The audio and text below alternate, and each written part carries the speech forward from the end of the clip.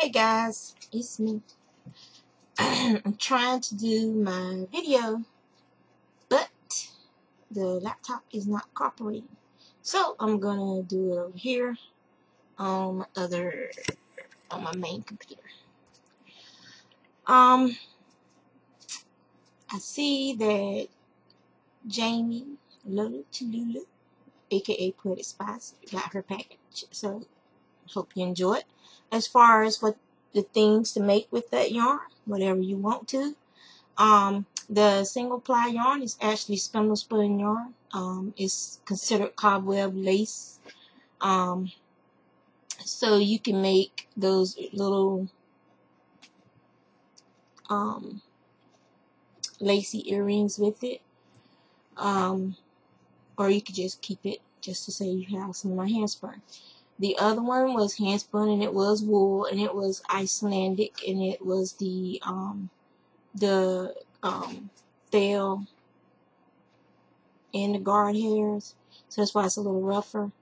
So you can use that for something that's not going to be next to skin, like, a little embellishment on a purse or something like that. And the other ones, do whatever you want to it. The sock yarn, you could use it for earrings, you could use it for a lacy cowl, something small. Just have fun with it. It's your yarn, you do what you want to with it. And it means it's no longer in my stash. The little balls you can use for embellishment. Sometimes my group, excuse my hair, but I got it out so it can dry. It was spin up all day. I washed it this morning before I went to work, and it was still wet. So I took it out so it could dry. So if this is scaring anybody, then pretend, just listen to the voice, don't look. But yeah. So it's getting there as far as the length and stuff. But so that's that. It's getting there.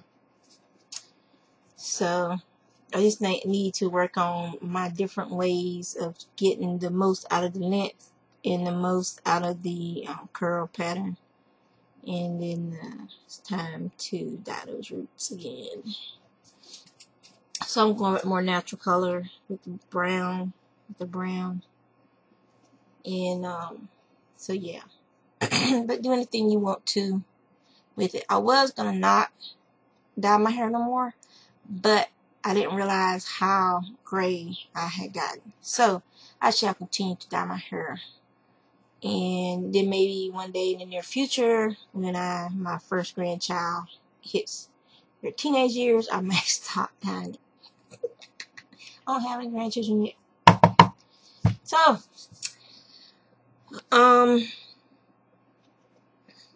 So yeah, so enjoy your packages. See Watts, enjoy your package. The next three that's going to be going out is Charmaine's. I thought it went out with the last group, but I guess it didn't. So Charmaine's will be going out next. And this one. Charmaine, LaShonda Hall, and Zelda. So your packages are the next ones that'll go out next payday. So y'all go out. And then so after the first payday in July, the last ones will go out, and those will be my packages that'll be going out of the continental United States. So then I'll be done. So it's been working pretty good with my send 3.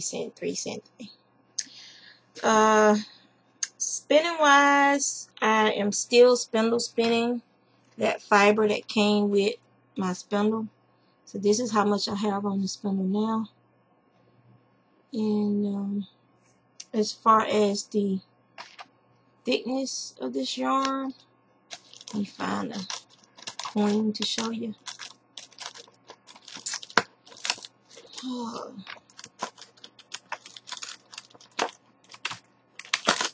Alright, got a penny.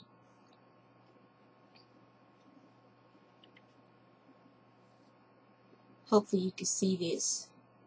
So on a penny, There you go. So that's the thickness of the yarn showing you on a penny. I feel like, well, actually I could probably do that, but where's my spinning gauge at?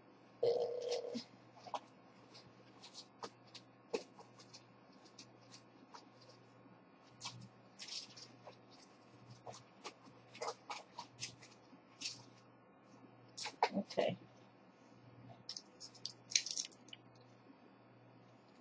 So my spinning gauge, it is smaller than a 40 wraps per inch. So that's a single. That yarn that you have, Poetic Spice, is actually finer than this. You have what as a single is considered cobweb lace, and even if I apply that as a 2-ply, it would still be just at cobweb lace or just a little bit above cobweb lace is in another category, in between category. So, and I never read anything about what do you grade it as if it falls in between 2 levels of wraps per inch. Which would it be? Would it be closer to, which one would you call it? Would you categorize it as being cobweb lace, or would you categorize it as being the next lace below that if it falls in between those two? I don't think I've ever seen anyone post what to do, because like if you're rounding up and rounding down kind of thing, you know. And most people, when it comes to lace, they would probably want to round up, not round down. So yeah, so you enjoy that yarn. I hope you like it. I hope you have fun with it. That pink stuff, it was like a pack of 6, and I broke it up and sent different ones to different people. And I actually used a pack of the 6 to do that baby blanket I showed you guys like months ago. That I call it the pink migraine. There's pictures of it on my Facebook. And I was just so sick of it. I wasn't going to use that other pack. I don't know why I bought. Well, the reason I bought 2 packs of it is because, like I said, there were 6 in a pack.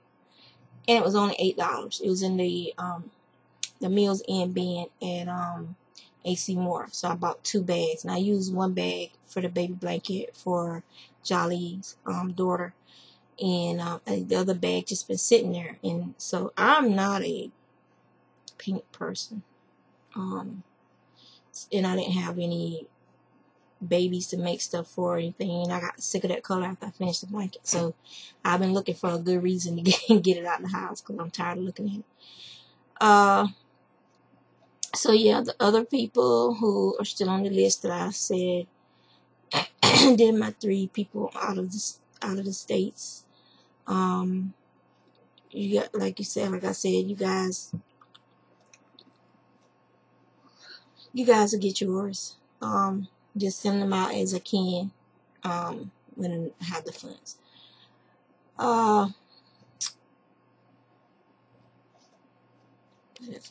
Okay, I have like a book haul, but it's an art book haul. So I'll show you guys. My instructor, who I've been taking my art classes with, and I signed up for her next art class because I learned a lot with her. But she sent us a list of books that we might, if we didn't already have them, that we might be interested in getting to add to our reference library. Almost all the books except for 3 or 4 I already had. So I got 3 books for Amazon, because I had like they're on sale. They were cheaper than buying them at the store here. Not necessarily on sale. But this is the first one I got, and it's Keys to Drawing with Imagination. If you don't get any other drawing reference book, get this one, because it has easy, simple exercises that help you become familiar with your style of drawing. It teaches you pencil control, making marks, different type of marks. And when I started looking through this book, I was like blown away, because it basically takes all those little teeny pieces you see in all these other books, and it's all in one book. For like, this would be an excellent book for just teaching the basics of drawing. So, for instance, I'm gonna show you guys something. Alright, chapter 1 is, and basically it's like using Zentangles and stuff like that.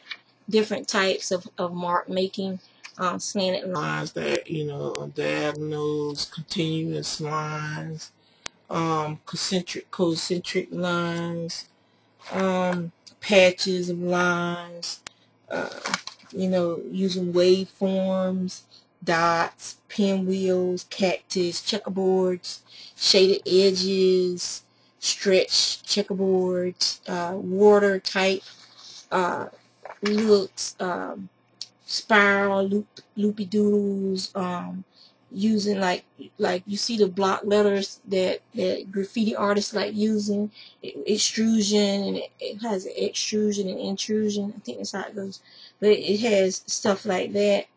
And all of this, just the basics, using geometric shapes and waves.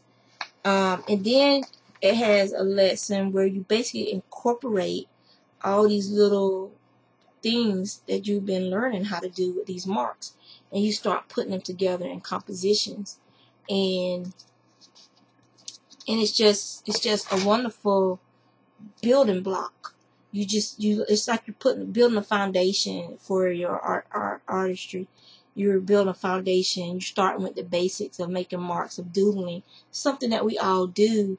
And then you're taking that doodling, those ideas that you develop and those techniques that you developed through the doodling, and now you're going to start applying it towards compositions, of drawing and exercises. All this leads up to it. You're still using silhouettes, using shadows, using negative and positive. And it's just an amazing book. Something is it's like noodling ideas multiplying, and basically took a bunch of push pins and just dropped them, and however they fell, where they fell, that's how you drew them. And I mean, this thing probably has 40 or 50 push pins just landed on the page, and you don't have to do it right then and there. It's something that you can come back to, so you probably have it so where it won't be disturbed. And then then you take that multiplying and you use it in like a cartoon, like a face. Like this is just a head, and it almost looks like a salt or pepper shaker with the wide brim, but it's actually a head. And then you end up drawing in the ears and nose, the mouth, the beard, and the eyes with shades on, and then a little hat and everything. And it's just simple concepts, and you build upon it to increase your knowledge. Mirror imaging, using iconic characters. It teaches you how to go from doing a stick figure to doing a modified stick figure to simplified figures in action, shaded, silhouetted, sketch, cakes and cloaks, ball people, balloon people, sack flower people, simply strange. Just awesome. Goes into letter forms like the graffiti.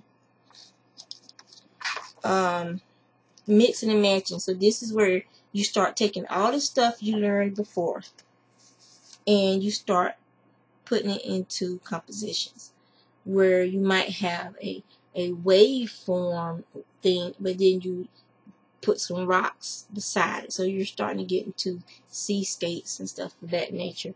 You might have some of those block letters and use some of your simple stick figures, or your, which one was it called? Your modified stick figures, and you place them in different positions, sitting, climbing, laying down on the blocks. Now, then he had this thing called add-on doodles. Basically, he had this piece of paper that he was using to protect something, and he was just doodling on it. And that's the artwork that he ended up with, just from doodling over a long period of time. And then he decided to start coloring stuff in. And it ended up being a nice piece of artwork. I don't know why I licked my fingers.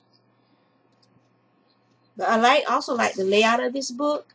You don't have to worry about bending your pages or bending the spine of the book, because it's bound with the wire bound, and it has a nice back on it. So you don't have to worry about, like bending your pages and stuff to hold your spot. So I really like that. Now he took a simple idea of holding a fork in your hand, and then look at all the different things he came up with for that one fork. Isn't that amazing? The different perspectives with the fork, with distorting the fork. And here you got the hand holding the fork a different way in the shadows. So I'm telling you, if you don't have this book, you should get this book and add it to your library of references. Because if nothing else, it'll get you thinking. And then it also gives you tools for those thought processes you might be getting. As okay, how would I go about doing that? And then you can go back and look at some of the beginning marks and stuff might start clicking. Like I've decided that after I finish that hat and my the rest of my Pay It Forward 2012 projects, then this is what I'm going to be concentrating on, doing the exercises in this book for the rest of the year and on into, if the Mayan calendar is a lie, and on into 2013. So I really, really, really like this book. And then it goes into macro drawing, where you're drawing something small in a huge perspective. Like that's a piece of popcorn, but you're going to draw that piece of popcorn into a huge detailed perspective. And the same thing with the bee and the grasshopper. So it forces you out of the box, forces you to start, using your boundaries, doing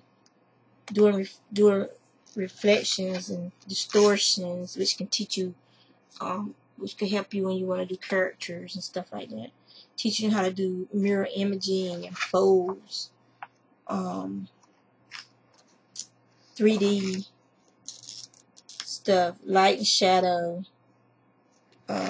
obscuring, like if something's behind something, if something's in front of something, and using imagery to tell stories, extreme foreshortening. I love this book. You can tell, can't you? So stretching and squeezing objects. I'm gonna make my hands. So this was the first book, and like I said, I highly recommend this book, especially if you're just getting started out drawing, or you want to improve your drawing or learn more about different techniques. And the author is Bert Dotson, and he's also the author of Keys to Drawing. So I guess he did Keys to Drawing, and then he came up with the Keys to Drawing with Imagination and using strategies and exercises for gaining confidence and enhancing your creativity. So yeah, if you don't have that book, I would suggest you get that book. Now, the next book I got was by Anne Kohlberg. I had a lot of fun drawing those colored marbles that we did in class. So I wanted to learn more about pencil portraits and color theory, and just overall have another good reference. And so this will help me not only with that, but with other coloring techniques. And so colored pencil portraits step by step. So this will help me not just with colored flies getting on my, there's a fly in here, it's getting on my freaking nerves. But it also helped with just portraits in general, because of some of the techniques. Some of the stuff that it shows you can actually use with painting. So, so this right here, to me, I would have thought that this was a watercolor. That picture over there, you might not be able to see the vibrancy that I can see. I thought that was a watercolor, but it's a pencil portrait. It's done in pencil, using different pencil techniques. And they actually use coloring pencils that you could apply a wash to, which is almost like a watercolor. So I really, really like all the different techniques that they show here. I mean, look at this. It's just beautiful. Look at that. I mean, it's just gorgeous, gorgeous work.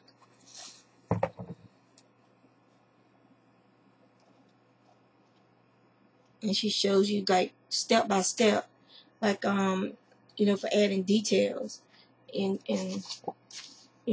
so it's really good, not just for rendering. She shows you, step by step different rendering techniques and stuff, to help get the most out of your colors, doing undertones and stuff like that. Alright. So this book is really, really good as well, as far as, you know, doing shading and for like skin tones and skin value. She has some good sections on how different techniques to use to get your different skin tones. Okay, and so the next one is the one that we based the marbles off of that we did, and it's called Masterful Color, Vibrant Colored Pencil Paintings, layer by layer, Arlene Steinberg. So this is that one, and this is it done in Prismacolor pencils. When I first saw it, I thought it was like either acrylic or a mixed media, some type of mixed media or some type of wax-based crayon. From what I understand, the Prismacolors are have clay-based pigments in them. Alright, like look at that glass of cherries, and it's very, very nice. So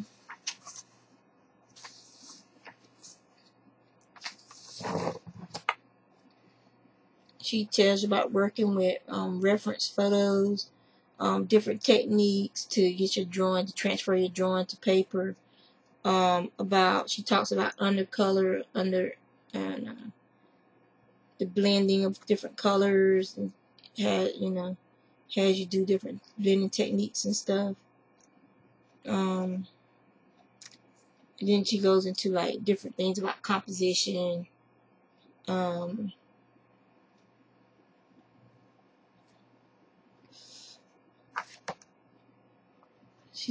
It talks about how to create movement in a composition, planning your composition, recognizing a good composition, color and value, and she has like some different value charts and stuff.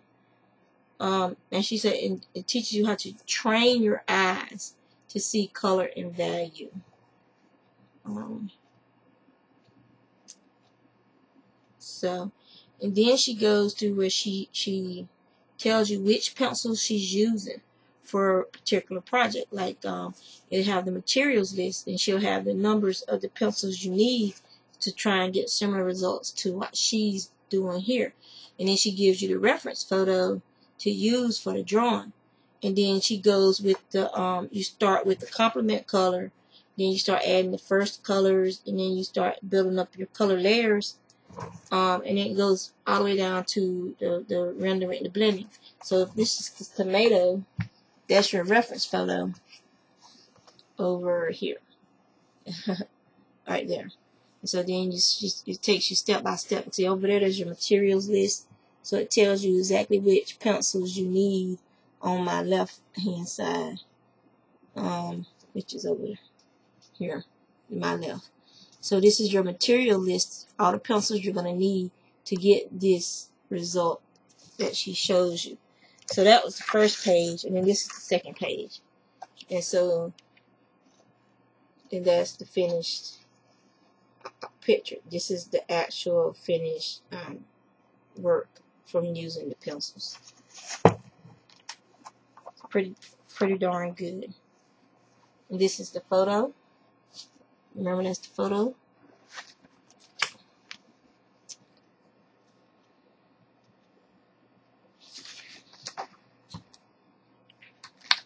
And that's the finished work.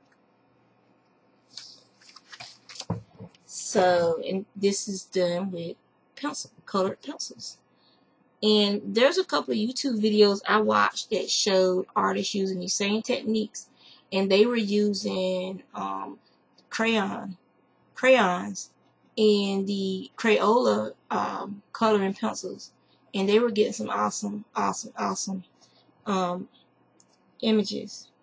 So she has several paintings, well, not paintings, but drawings like that.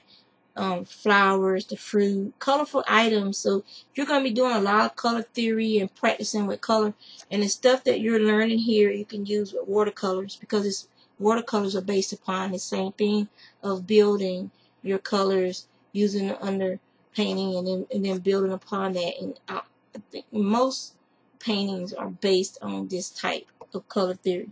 So I think this is a very good book when it comes to using pencils basically to teach you how to paint and your drawing and everything. So, it has like reflections, like reflective metal,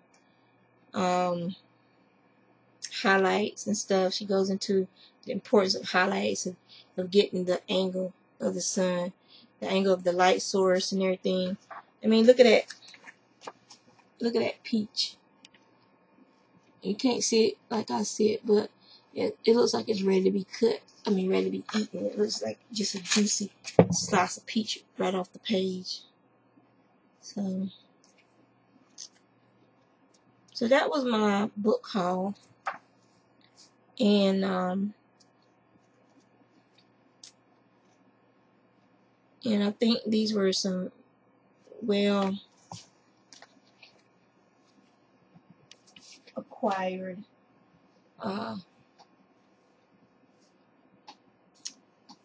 items for my references. Like, I don't have enough books in my bookcases, but I didn't have those books. And so yeah, very, very good. And then we'll see, I might be able to get rid of some books, so I'll let you guys know if I'm gonna put them up on Etsy or somewhere. So my hair is like really, really, really, really, really thick, and so I haven't cut any of it since I told myself I wasn't going to, when I stopped myself from cutting it last time. So as you can see, because before I was keeping it cut to right about here. Yeah. So I've let it, I'm letting it grow. It's just irritating. Still damp, some in the back and on the side. So once it's completely dry, I'll add some more leave-in conditioner to it. And a little bit of shea butter, and then I'll just braid it back up. That's how I pretty much wear my hair, either the braid or the twist. It looks nice. It's no fuss, no hassle. You've seen me braid my hair before. Like, I braid pretty fast, and so it's an easy way for me to get up and do my hair every morning, and it doesn't take much time, and it's a nice result, and I can wear it every day, and it keeps my hair in a protective braid, and most holds the moisture in pretty well. So yeah, once it gets longer, I better kill that fly. Once it gets longer, maybe, let me see, maybe once it gets about this long, and that way I don't have to do like all that stretching and all that other crap people do to their hair, and then I'll start doing some hairstyles where my hair is out. I got a fly. Where I come from, we call them fly flaps. Y'all call them fly swatters. But I have one in here somewhere. And that fly is going to go down before I go to bed, because he ain't going to be buzzing me tonight. I ain't having it. So, hope you guys enjoyed my book haul. Hope everyone who had yarn hauls enjoyed their yarn hauls today. Oh yeah, I got one more thing to say. Young ladies,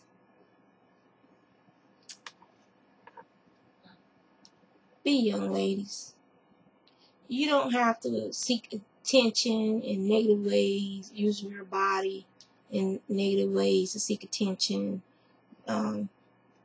exposing yourself in negative ways, looking for people to make comments or getting attention from men. You don't have to do that. You can just be yourself and be beautiful, and you'll attract the attention of sincere young men who care about you as a person, not about you and what they can get from your body.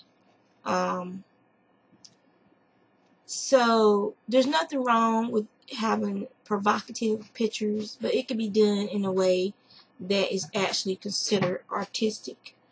And if that's what your goal is, to show something artistic. And it can be done in a way that does not put you in a negative light to other people. As a parent of young ladies, the age of the person in the picture I saw today, if one of my daughters ever put something up like that, oh, it'd be on. You know, I might end up in jail for beating the snot out of one of my own daughters. But they weren't raised to be like that.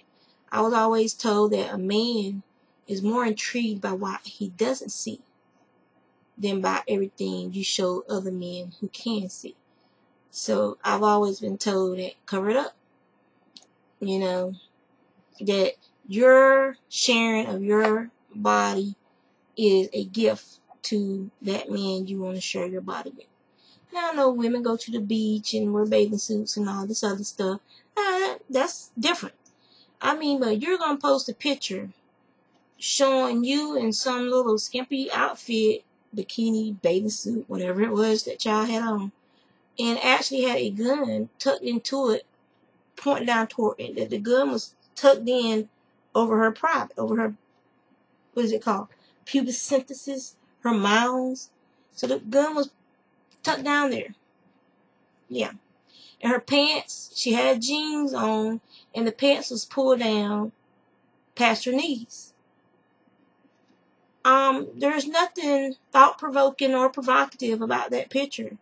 That picture says to me, hoochie ho skank, brainwashed into this quote-unquote gangsta bitch mentality. And it says it showed up on my news page. I commented on it. My daughter's like, oh, remove your comment. I have to see these people in public and stuff, blah, blah, blah, blah. And if one of them call you out your name, then I'm probably, kind of crap. And I'm like, she wanted people's honest opinions. That was my honest opinion. Because, it shows up on my Facebook page. Apparently, you want me to comment on it. I'm not going to share it, but I will comment on it. And my comment is same thing I would have told one of my daughters.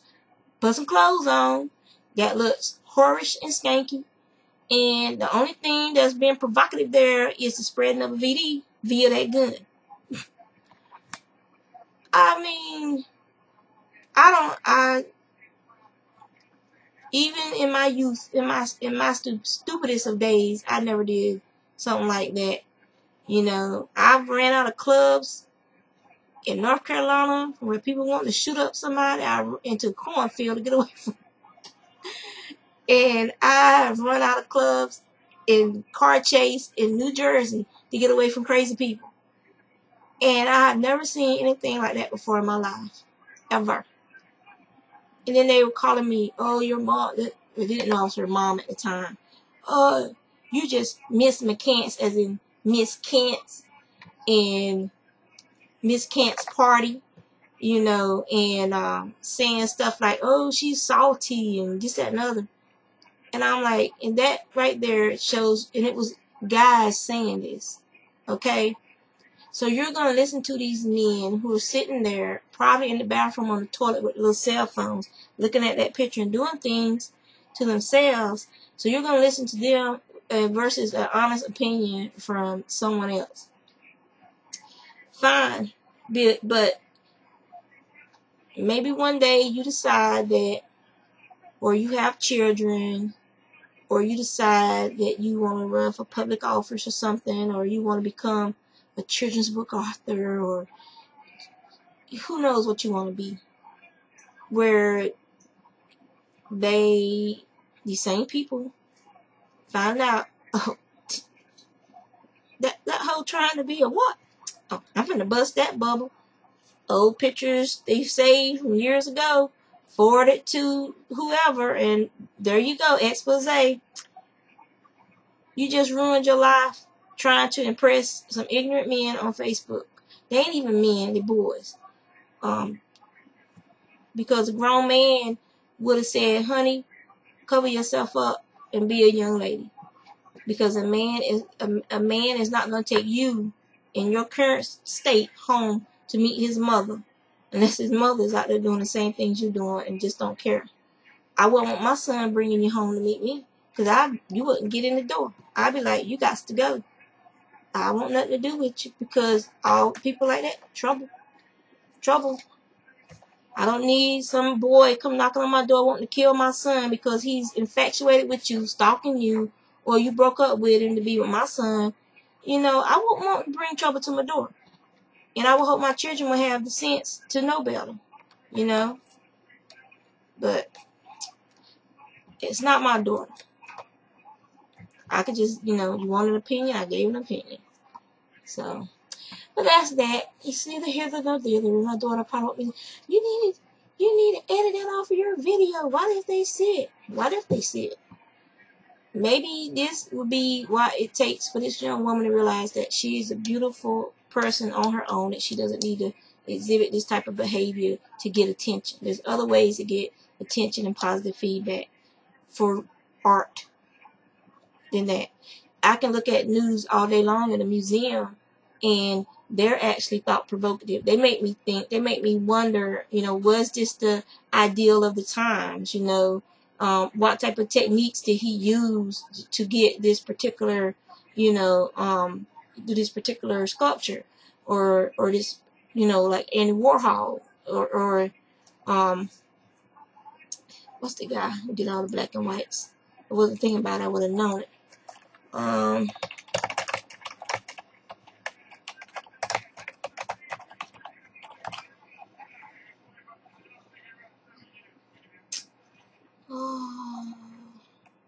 I can't think of his name. Andy something.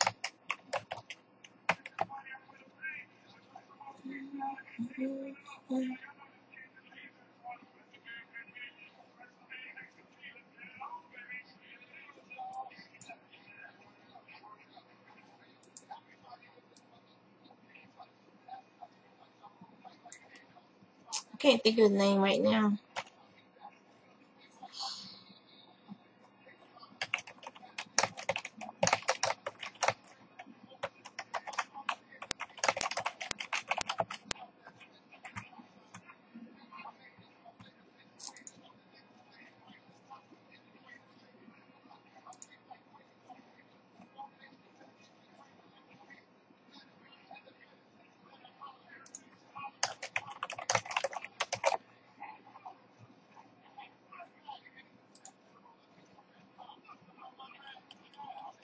It's not Philip Hyde. I cannot. Why is what? I hate it when I can't think of somebody's name.